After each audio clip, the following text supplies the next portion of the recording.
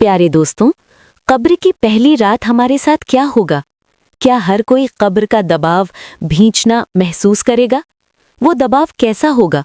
और कब्र में एक खूबसूरत मुस्कुराता हुआ इंसान आकर मरने वाले से क्या कहेगा? ऊपर से देखने पर कब्र 3.5 हाथ लंबी टूटी हुई मिट्टी के ढेर के अलावा और कुछ नहीं लगती, लेकिन हकीकत अलग है।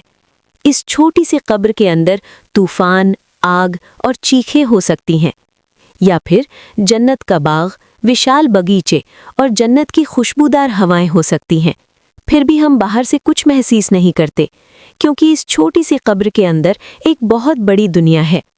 अस्सलामु अलैकुम प्यारे दोस्तों, अल्लाह ताला पवित्र कुरान में फरमाता है, कुल्लु नफ्सिन ज़ाइक़तुल मौत, यानी हर जान को मौत का मज़ा चखना है। आज की याद दहानी उस रात के बारे में है जिसका अनुभव हम सब करने वाले हैं। ये उस रात के बारे में है जो निश्चित रूप से आ रही है और केवल अल्लाह जानता है कि कब। ये उस रात के बारे में है जो हमारी हर सांस के साथ करीब आ रही है, कब्र की पहली रात। प्यारे भाइयों और बहनों, एक मोमिन के रूप में हम सभी जानते हैं कि एक दिन मौत हमें आ घेरेगी। हमारा परिवार, हमारे प्यारे और दोस्त जनाजे की नमाज पढ़ेंगे और हमें कब्रिस्तान ले जाएंगे। वे हमें कब्र में उतार देंगे। वे बहुत दुखी होंगे, कुछ रोएंगे भी, लेकिन दिन के अंत में बच्चे चले जाएंगे, माता पिता चले जाएंगे, जीवन साथी चला जाएगा, दोस्त चले जाएंगे, यहाँ तक कि बहुत सगे भाई भी चले जाएंगे और हम बिल्कुल अकेले रह जाएंगे।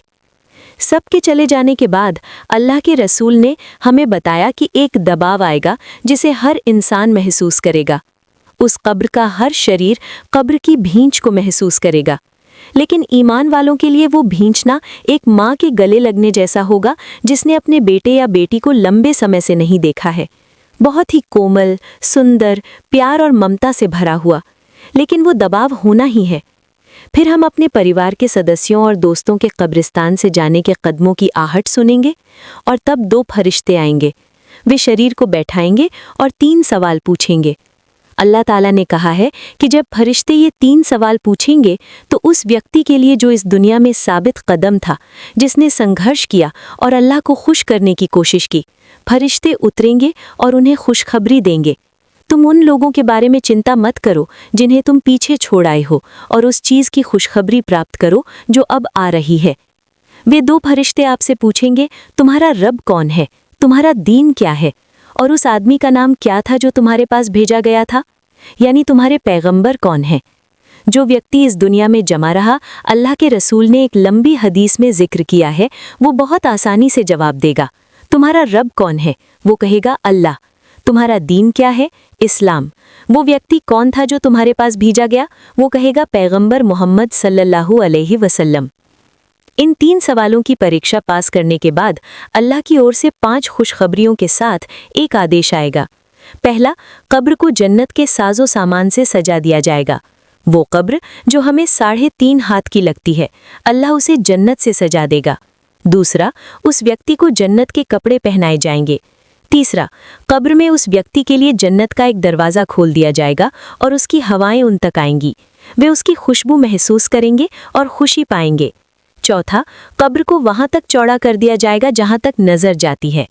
जमीन के ऊपर से हमें लगता है कि ये छोटी है, लेकिन अल्लाह SWT ने बरज़ख के जीवन को इस दुनिया के जीवन से बिल्कुल अलग बनाया है। पांचवा, उन्हें जन्नत और अल्लाह की रजामंदी यानी प्रसन्नता की खुशखबरी दी जाएगी।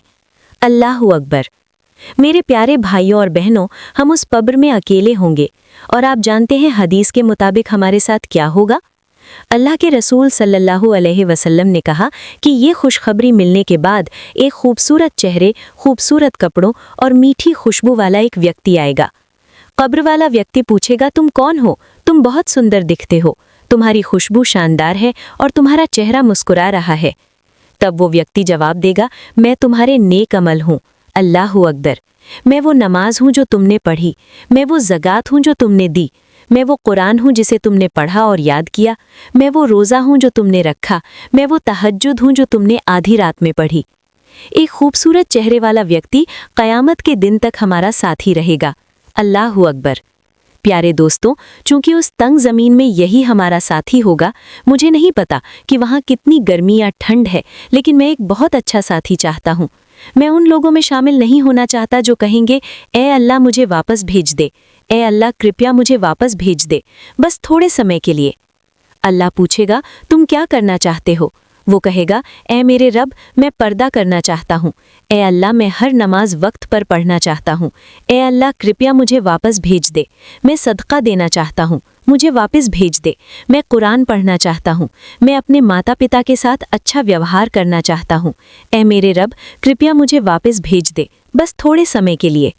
अल्लाह कहेगा, तुम्हारा समय यहीं ख़त्म होता है। तुम्हें इतना समय दिया गया था, तुम्हें इतने लेक्चर दिए गए थे, तुमने इतने वीडियो देखे, तुम इतनी महफिलों में गए और हर एक अल्लाह की ओर पलटने की याद दहानी थी। लेकिन तुम खुद से कहते रहे कि मेरे पास अल्लाह की ओर पलटने के लिए बहुत समय है। फिर मौत का फरिश्ता मलकुल मौत आ जाता है। जब वो आता है तो वो कोई टेक्स्ट मैसेज, ईमेल या फ़ोन कॉल नहीं भेजता कि मैं आ रहा हूँ। वो अचानक आता है। कार एक्सीडेंट, डूबना, बीमारी। अल्लाहु अकबर। तो अब उस कब्र की पहली रात को सबसे बेहतरीन रात बनाने का समय है। इसलिए अब से वो सब कुछ बंद कर दे जो उस रात को बर्बाद कर सकता है। दिखावा करना, जुआ खेलना, शराब पीना, धोखा देना, दिल तोड़ना, हराम लेन देन करना। अल्लाह के रसूल सल्लल्लाहु अलैहि वसल्लम ने कहा कि एक बार वो एक कब्र के पास से गुजर रहे थे और कहा कि अगर इस कब्र वाले को दुनिया में वापस आने का मौका दिया जाए और पूछा जाए कि क्या तुम पूरी दुनिया के मालिक बनना चाहोगे या 2 रकात नमाज पढ़ना चाहोगे, तो वो क्या करना चाहेगा? अल्लाह के रसूल सल्लल्लाहु अलैहि वसल्लम ने कहा कि वो 2 रकात नमाज को ही चुनेगा।